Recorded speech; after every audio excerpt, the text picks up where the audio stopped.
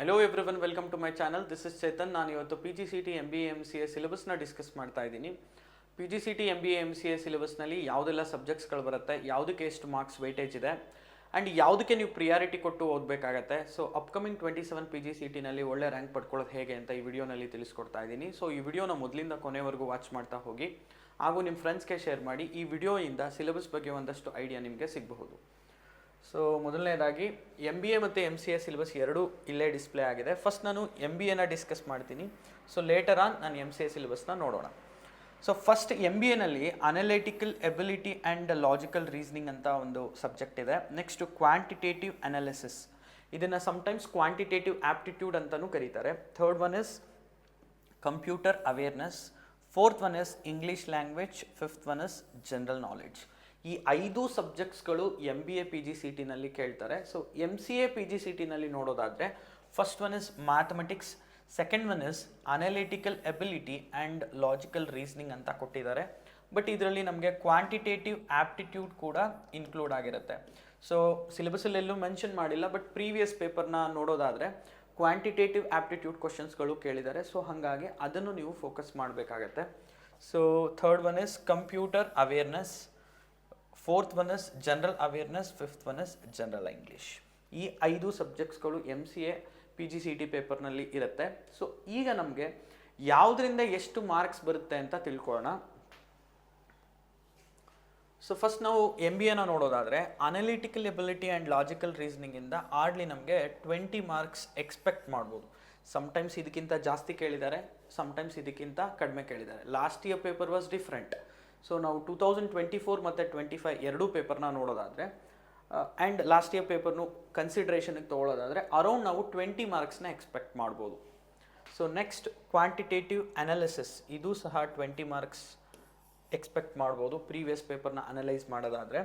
So computer awareness ನಮಗೆ ಒಂದು 20 marks expect ಮಾಡ್ಬೋದು. ಈವನ್ ಇಂಗ್ಲೀಷ್ ಲ್ಯಾಂಗ್ವೇಜ್ ಕೂಡ 20 ಮಾರ್ಕ್ಸ್ ಅರೌಂಡ್.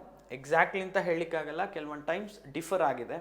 ಲಾಸ್ಟ್ ಟೈಮ್ ಅಂತೂ ತುಂಬಾ ಡಿಫರ್ ಆಗಿದೆ. ಸೊ ಅಪ್ರಾಕ್ಸಿಮೇಟ್ಲಿ ಈ ರೀತಿ ನೀವು ನೆನ್ಪಿಟ್ಕೋಬಹುದು. So last one is general knowledge, ಇದು ಸಹ 20 ಮಾರ್ಕ್ಸ್ ಅರೌಂಡ್ ಎಕ್ಸ್ಪೆಕ್ಟ್ ಮಾಡ್ಬೋದು. ಸೊ ಎಲ್ಲ ಸೆಕ್ಷನ್ನು 20 ಮಾರ್ಕ್ಸ್ ಅಂತ ಆಡ್ಲಿ ನಾವು ಕನ್ಸಿಡರ್ ಮಾಡಬಹುದು M B ಎನಲ್ಲಿ.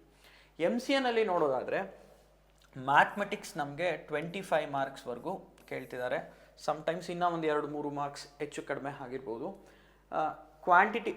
Analytical ability and logical reasoning, here quantitative aptitude ಕೂಡ ಇನ್ಕ್ಲೂಡ್ ಆಗಿರುತ್ತೆ. ಇದು ನಮಗೆ 17 to 20 ಸ್ಕೇಲಲ್ಲಿ ಎಕ್ಸ್ಪೆಕ್ಟ್ ಮಾಡ್ಬೋದು. ಸಮ್ಟೈಮ್ 17 ಕೇಳಿದರೆ, ಸಮ್ಟೈಮ್ 20. ಸೊ ಮ್ಯಾಥ್ಸಲ್ಲಿ ಬರುವಂಥ ಕೆಲವೊಂದು ಕಾನ್ಸೆಪ್ಟ್ಸ್ಗಳು ಕ್ವಾಂಟಿಟೇಟಿವ್ ಆಪ್ಟಿಟ್ಯೂಡಲ್ಲೂ ಬರುತ್ತೆ. ಸೊ ಅರೌಂಡ್ 20ವರೆಗೂ ನಾವು ಮ್ಯಾಕ್ಸಿಮಮ್ ಎಕ್ಸ್ಪೆಕ್ಟ್ ಮಾಡ್ಬೋದು ಈ ಸಬ್ಜೆಕ್ಟಿಂದ. ನೆಕ್ಸ್ಟ್ ಕಂಪ್ಯೂಟರ್ ಅವೇರ್ನೆಸ್ಸು ಸಹ 20 ಮಾರ್ಕ್ಸ್ ಕೇಳ್ತಾ ಇದ್ದಾರೆ ಪ್ರೀವಿಯಸ್ ಇಯರ್ ಕ್ವಶನ್ ಪೇಪರ್ಸ್ನ ನೋಡೋದಾದರೆ. ಸೊ ಜನರಲ್ ಅವೇರ್ನೆಸ್ ಕೂಡ ಅರೌಂಡ್ 20 ಮಾರ್ಕ್ಸ್ವರೆಗೂ ಇದೆ. ಹಿಯರ್ ಜನರಲ್ ಇಂಗ್ಲೀಷ್ ಮ್ಯಾಕ್ಸಿಮಮ್ ಒಂದು 15ವರೆಗೂ ಎಕ್ಸ್ಪೆಕ್ಟ್ ಮಾಡ್ಬೋದು. ಮ್ಯಾಕ್ಸಿಮಮ್ ಸಮ್ಟೈಮ್ಸ್ 12 ಕೇಳಿದ್ದಾರೆ, ಸಮ್ಟೈಮ್ಸ್ 13 ಕೇಳಿದ್ದಾರೆ. The maximum scale is 15. ಈ ರೀತಿ ಮಾರ್ಕ್ಸ್ ಡಿಸ್ಟ್ರಿಬ್ಯೂಷನ್ ಆಗಿರುತ್ತೆ. ಸೊ ಇದನ್ನು ನೀವು ಫಸ್ಟು ಗಮನದಲ್ಲಿ ಇಟ್ಕೋಬೇಕಾಗತ್ತೆ. ಆ ನಂತರ ಯಾವುದಕ್ಕೆ ನಾವು ಪ್ರಿಯಾರಿಟಿ ಕೊಟ್ಟು ಓದಬೇಕಾಗತ್ತೆ ನೋಡೋಣ. ಸೊ ಎಲ್ಲರೂ ಫೈನಲ್ ಇಯರ್ ಸ್ಟೂಡೆಂಟ್ಸ್ ಆಗಿರೋದ್ರಿಂದ 95% ಫೈನಲ್ ಇಯರ್ ಸ್ಟೂಡೆಂಟ್ಸ್ ಆಗೇ ಇರ್ತೀರ. ಸೊ ನಿಮಗೆ ಕಾಲೇಜ್ ಸ್ಟಡೀಸ್ ಇರುತ್ತೆ, ಇಂಟರ್ನಲ್ಸ್ ಇರುತ್ತೆ, ಕಾಲೇಜ್ ಎಕ್ಸಾಮ್ಸ್ ಇರುತ್ತೆ. ಮೀನ್ ವೈಲ್ ನೀವು ಪಿ ಜಿ ಸಿ ಟಿಗೆ ಪ್ರಿಪೇರ್ ಆಗಬೇಕಾಗತ್ತೆ. ಸೊ ಈಕ್ವಲ್ ಪ್ರಿಯಾರಿಟಿ ಕೊಟ್ಟು ಎಲ್ಲದನ್ನು ಅಟ್ ಎ ಟೈಮ್ ಓದೋದಕ್ಕಾಗಲ್ಲ. It is highly impossible. So ಹಾಗಾಗಿ ಪ್ರಿಯಾರಿಟಿ ಕೊಟ್ಟು ಹೇಗೆ ಓದೋದು ತಿಳಿಸ್ಕೊಡ್ತೀನಿ ನೋಡಿ. ಫಸ್ಟ್ಲಿ ನಮಗೆ ಎಷ್ಟು ಮಾರ್ಕ್ಸ್ನ ನಾವು ತೊಗೊಂಡ್ರೆ ಒಳ್ಳೆ ರ್ಯಾಂಕ್ ಬರುತ್ತೆ ಅಂತ ತಿಳ್ಕೊಳ್ಳೋಣ. ಸೊ ಹಿಯರ್ ಔಟ್ ಆಫ್ 100 ಮಾರ್ಕ್ಸ್ಗೆ ಎಮ್ ಬಿ ಎನಲ್ಲಿ, so I am talking about M B A firstly, 65+ ಏನಾದರೂ ನೀವು ಸ್ಕೋರ್ ಮಾಡಿದ್ರೆ ನಿಮ್ಮ ರ್ಯಾಂಕು ಬಿಲೋ 100 ಇರುತ್ತೆ rank. So if the paper is easy to moderate, last year paper was different. So last year ಪೇಪರಲ್ಲಿ ನೀವು 50+ score ಮಾಡಿದ್ರು 1000 ಒಳಗಡೆ ರ್ಯಾಂಕ್ ಬಂದ್ಬಿಡುತ್ತೆ. So if the paper is easy to moderate 65+ score ಬೇಕಾಗುತ್ತೆ. So ಅದೇ ಪೇಪರಲ್ಲಿ if you secure 60+, ನಿಮ್ಮ rank below 1000 rank ಇರುತ್ತೆ.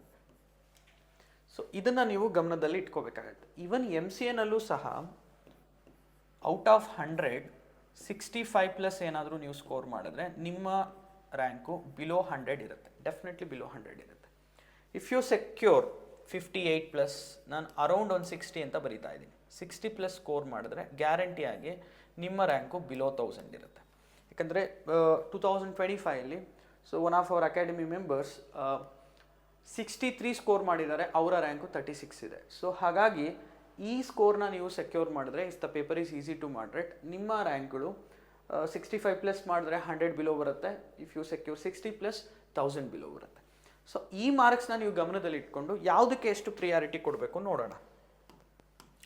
ಫಸ್ಟು MBAನಲ್ಲಿ ಈ ಲಾಜಿಕಲ್ ರೀಸನಿಂಗ್ ಮತ್ತು ಕ್ವಾಂಟಿಟೇಟಿವ್ ಆಪ್ಟಿಟ್ಯೂಡ್ ಇವೆರಡಕ್ಕೆ ಫಸ್ಟ್ ಪ್ರಿಯಾರಿಟಿನ ಕೊಡಬೇಕಾಗತ್ತೆ. ಯಾಕಂದರೆ ಮ್ಯಾಕ್ಸಿಮಮ್ ಸ್ಕೋರು ಇಲ್ಲಿಂದಾನೇ ನಿಮಗೆ ಬರುತ್ತೆ, 20-40 ಮಾರ್ಕ್ಸ್ವರೆಗೂ ಬರುತ್ತೆ. ಸೊ ಹಾಗಾಗಿ ಇಟ್ ಈಸ್ ಮೇಜರ್. ಇದರಲ್ಲಿ ಯಾವ ಥರದ ಕ್ವಶನ್ಸ್ ಬರುತ್ತೆ ಅಂತಲೂ ನಾವು ಡಿಸ್ಕಸ್ ಮಾಡ್ಬೋದು ಆ್ಯಂಡ್ ಶಾರ್ಟ್ ಟ್ರಿಕ್ಸ್ ಇರುತ್ತೆ. ಸೊ ಹಾಗಾಗಿ ಇದನ್ನು ನೀವು ಫೋಕಸ್ ಮಾಡಬೇಕಾಗತ್ತೆ. Second one is computer awareness. ಸುಮಾರಷ್ಟು ಜನ BCom ಸ್ಟೂಡೆಂಟ್ಸ್ಗೆ ನ್ಯೂ ಸಬ್ಜೆಕ್ಟ್ ಆಗಿರುತ್ತೆ. ಕೆಲವೊಬ್ಬರು PUCನಲ್ಲಿ ಓದಿರ್ಬೋದು, basic computer organisation, conversions and all. So ಇದಕ್ಕೆ ನೀವು ಪ್ರಿಯಾರಿಟಿ ಕೊಡಿ, ಯಾಕಂದರೆ ಸಿಲೆಬಸ್ ಕೂಡ ಕಡಿಮೆ ಇದೆ, ಈಸಿ ಇದೆ, ಈಸಿಲಿ ಸೆಕ್ಯೂರ್ ಮಾಡ್ಬೋದು. So third one is English ಲ್ಯಾಂಗ್ವೇಜಿಗೆ ಕೊಡಿ. ಇಂಗ್ಲೀಷ್ ಗ್ರಾಮರ್ ಮೇಲೆ ಕೇಳ್ತಾ ಇದ್ದಾರೆ ರೀಸೆಂಟ್ ಇಯರ್ಸಲ್ಲಿ, ಲೈಕ್ ಟೆನ್ಸಸ್ ಇರ್ಬೋದು, ಪ್ರಿಪೋಸಿಷನ್ಸ್ ಇರ್ಬೋದು, active voice, passive voice, direct indirect. So ಹಾಗಾಗಿ ಇದನ್ನು ನೀವು ಫೋಕಸ್ ಮಾಡಿದ್ರೆ ಒಳ್ಳೆ ರ್ಯಾಂಕ್ ತೊಗೋಬೋದು. ಸೊ ಲಾಸ್ಟ್ಲಿ ನೀವು ಜನರಲ್ ನಾಲೆಡ್ಜ್ಗೆ ಕೊಡಬೇಕಾಗತ್ತೆ. ಯಾಕೆ ಅಂತ ಹೇಳಿದ್ರೆ general knowledge is vast. So ಇದೇ ಕ್ವಶನ್ಸ್ ಬರುತ್ತೆ ಅಂತ ಹೇಳಲಿಕ್ಕಾಗಲ್ಲ. ಅಲ್ಲಿ ಹಿಸ್ಟ್ರಿ ಇರುತ್ತೆ, ಎಕನಾಮಿಕ್ಸ್ ಇರುತ್ತೆ, ಪೊಲಿಟಿ ಇರುತ್ತೆ. ಸೊ GK ಎಲ್ಲ ಪಾರ್ಟು ಇನ್ಕ್ಲೂಡ್ ಆಗಿರುತ್ತೆ. ಸೊ ಇದನ್ನು ನಾವು UPSC ಎಕ್ಸಾಮ್ಸ್ ಏನಾದರೂ ಪ್ರಿಪೇರ್ ಆಗ್ತಾ ಇದ್ದರೆ ಡೆಪ್ತ್ ನಾಲೆಡ್ಜಲ್ಲಿ ಅದನ್ನು ಓದಬೇಕಾಗತ್ತೆ, ಅಥವಾ KS ಎಕ್ಸಾಮ್ಸ್ನ ಪ್ರಿಪೇರ್ ಆಗ್ತಾ ಇದ್ದರೆ. ಸೊ ನಾವು ಓದ್ತಾ ಇರೋದು PGCET ಆಗಿರೋದ್ರಿಂದ ಆ ಡೆಪ್ತ್ ಕ್ವಶನ್ಸು ಈ ಕಡಿಮೆ ಟೈಮಲ್ಲಿ ನಾವು ಕ್ರ್ಯಾಕ್ ಮಾಡಲಿಕ್ಕಾಗಲ್ಲ. ಸೊ ಅದನ್ನು ನೀವು ಫೋಕಸ್ ಮಾಡ್ಲಿಕ್ಕೆ ಹೋದರೆ ಮೇಲೆ ಇರೋ ಎಲ್ಲ ಸಬ್ಜೆಕ್ಟ್ಸು ಇಂಪಾರ್ಟೆನ್ಸ್ ಕಳ್ಕೊಂಡ್ಬಿಡುತ್ತೆ. ಸೊ ಹಾಗಾಗಿ ಮೇಲ್ಗಡೆ ಇರೋ ಸಬ್ಜೆಕ್ಟ್ಸ್ಗಳಿಗೆ ಇಂಪಾರ್ಟೆನ್ಸ್ ಕೊಡಿ. ಫೋರ್ತ್ ಪ್ರಿಯಾರಿಟಿ ಜನರಲ್ ನಾಲೆಡ್ಜ್ಗೆ ಕೊಡಿ. ಸೊ ಹಾಗಂತ ನಾನು ಇಗ್ನೋರ್ ಮಾಡಿ ಅಂತ ಹೇಳ್ತಾ ಇಲ್ಲ. ಸೊ ಲಾಸ್ಟ್ 1 or 2 ಮಂತ್ಸಲ್ಲಿ ನೀವು ಫೋಕಸ್ ಮಾಡಿದ್ರು ಸೊ ಅದರಿಂದ ನೀವು ಬೆನಿಫಿಟ್ಸ್ನ ಪಡ್ಕೋಬೋದು. ಸೊ ಅದೇ ರೀತಿ MCAನಲ್ಲಿ ನೀವು ಮ್ಯಾಥಮೆಟಿಕ್ಸ್ ಮತ್ತು ಈ ಲಾಜಿಕಲ್ ರೀಸನಿಂಗ್, ಕ್ವಾಂಟಿಟೇಟಿವ್ ಆಪ್ಟಿಟ್ಯೂಡ್ಗೆ ಫಸ್ಟ್ ಪ್ರಿಯಾರಿಟಿ ಕೊಡಬೇಕು. ಯಾಕಂದರೆ ನಿಮಗೆ ಮೇಜರ್ ಕೋರ್ ಇರೋದೇ ಈ 2 ಸಬ್ಜೆಕ್ಟ್ಸಲ್ಲಿ. ಸೊ ಮ್ಯಾಥಮೆಟಿಕ್ಸು ಮತ್ತು ಆಪ್ಟಿಟ್ಯೂಡ್ ಮತ್ತು ರೀಸನಿಂಗ್ನ ನೀವು ತಿಳ್ಕೊಂಡ್ರೆ ಸೊ ನಿಮ್ಮ ಮೇಜರ್ ಸ್ಕೋರ್ ನಿಮಗೆ ಸಿಕ್ಕೋಗ್ಬಿಡುತ್ತೆ. ಅರೌಂಡ್ 45+ ಸ್ಕೋರ್ ಇದರಿಂದನೇ ನಿಮಗೆ ಬಂದ್ಬಿಡುತ್ತೆ. ಸೊ ನೆಕ್ಸ್ಟ್ ನಿಮಗೆ ಕಂಪ್ಯೂಟರ್ ಅವೇರ್ನೆಸ್ಗೆ ಪ್ರಿಯಾರಿಟಿ ಕೊಡಿ. 3 ಇಯರ್ಸ್ ನೀವು BCA ಅಥವಾ BScನಲ್ಲಿ ಸ್ಟಡಿ ಮಾಡಿರ್ತೀರ. ಒಂದು ಸ್ವಲ್ಪ ಡೆಪ್ತ್ ಕಾನ್ಸೆಪ್ಟ್ಸ್ಗಳನ್ನ ತಿಳ್ಕೊಂಡ್ರೆ ಸೊ ಅದರಲ್ಲಿ ಮ್ಯಾಕ್ಸಿಮಮ್ ಮಾರ್ಕ್ಸ್ನ ನೀವು ಪಡ್ಕೋಬಹುದು, ಈಸಿ ಆಗಿರುತ್ತೆ ನಿಮಗೆ subject. So next one is ಇಂಗ್ಲೀಷ್ಗೆ ನೀವು ಪ್ರಿಯಾರಿಟಿ ಕೊಡಿ, ಥರ್ಡ್ ಒನ್. ಯಾಕಂದರೆ ನಿಮಗೂ ಸಹ 10+ ಮಾರ್ಕ್ಸ್ ಕೇಳ್ತಾ ಇದ್ದಾರೆ. ಇಲ್ಲಿ ಬೇಸಿಕ್ ಗ್ರಾಮರ್ ಮೇಲೆ ಕ್ವಶನ್ಸ್ ಇರುತ್ತೆ. ಸೊ ಹಾಗಾಗಿ ನೀವು ನೆಕ್ಸ್ಟು ಇಂಗ್ಲೀಷ್ ಲ್ಯಾಂಗ್ವೇಜ್ ಮೇಲೇ ಫೋಕಸ್ ಮಾಡಿ. ಲಾಸ್ಟ್ ಪಾರ್ಟ್ ನೀವು ಸಹ GKಗೆ ಫೋರ್ತ್ ಪ್ರಿಯಾರಿಟಿ ಕೊಡಿ. ಯಾಕಂದರೆ 20 ಮಾರ್ಕ್ಸ್ವರೆಗೂ ಕೇಳ್ತಾರೆ ಇಲ್ಲಿ. ಸೊ ಅದು ಕೂಡ ಕ್ವಶನ್ಸು ಸಮ್ಟೈಮ್ಸ್ ಡೆಪ್ತ್ ಇರುತ್ತೆ. ಸೊ ಹಾಗಾಗಿ ಯಾವುದ್ರಲ್ಲಿ ಕೇಳ್ತಾರೆ ಅಂತಲೂ ಎಕ್ಸ್ಪೆಕ್ಟ್ ಮಾಡೋಕ್ಕಾಗಲ್ಲ. ಇದಕ್ಕೆ ಪ್ರಿಯಾರಿಟಿ ಕೊಟ್ಟರೆ ಡೆಫಿನೆಟ್ಲಿ ಸ್ಕೋರ್ ಆಗುತ್ತೆ ಹೇಳೋಕ್ಕಾಗಲ್ಲ. ಲಾಸ್ಟ್ ಪ್ರಿಯಾರಿಟಿ ಕೊಡಿ. ಈ ರೀತಿ ಪ್ರಿಯಾರಿಟಿ ಕೊಟ್ಟರೆ ಈ ಸ್ಕೋರ್ಗಳನ್ನ ಡೆಫಿನೆಟ್ಲಿ ಮಾಡ್ಬೋದು. ಸೊ ಇದಿಷ್ಟು ಈ ವಿಡಿಯೋನಲ್ಲಿ PGCET ಸಿಲೆಬಸ್ ಮತ್ತು ಮಾರ್ಕ್ಸ್ ಡಿಸ್ಟ್ರಿಬ್ಯೂಷನ್ಸ್ ಬಗ್ಗೆ ಹೇಳಿದ್ದೀನಿ. ಮುಂದಿನ ವಿಡಿಯೋದಲ್ಲಿ ಸೊ ಯಾವ್ಯಾವ ಸಬ್ಜೆಕ್ಟ್ಸಲ್ಲಿ ಯಾವ್ದು ಕಾನ್ಸೆಪ್ಟ್ಸ್ಗಳು ಬರುತ್ತೆ, ಯಾವುದಕ್ಕೆ ವೆಯ್ಟೇಜ್ ಇದೆ, ಅದನ್ನು ಹೇಗೆ ಸ್ಟಡಿ ಮಾಡೋದು ಅಂತ ತಿಳಿಸ್ಕೊಡ್ತೀನಿ. ಸೊ ಈ ವಿಡಿಯೋ ಇಷ್ಟ ಆಗಿದರೆ ಲೈಕ್ ಮಾಡಿ ಹಾಗೂ ನಿಮ್ಮ ಫ್ರೆಂಡ್ಸ್ಗೆ ಶೇರ್ ಮಾಡಿ. Thank you for watching.